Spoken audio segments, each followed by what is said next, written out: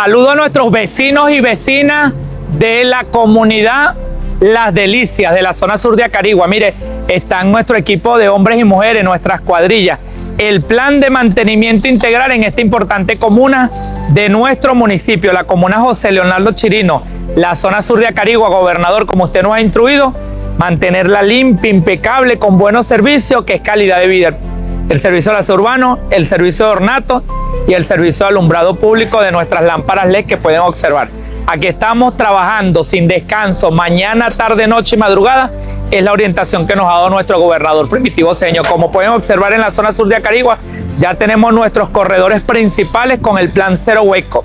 Corredor Las Delicias, corredor El Carmelo, corredor que nos conduce hacia Mijagüito. Así que, gobernador, aquí está su alcalde en la calle trabajando. Y a pesar de las dificultades, nos mantenemos en la calle junto a nuestro pueblo.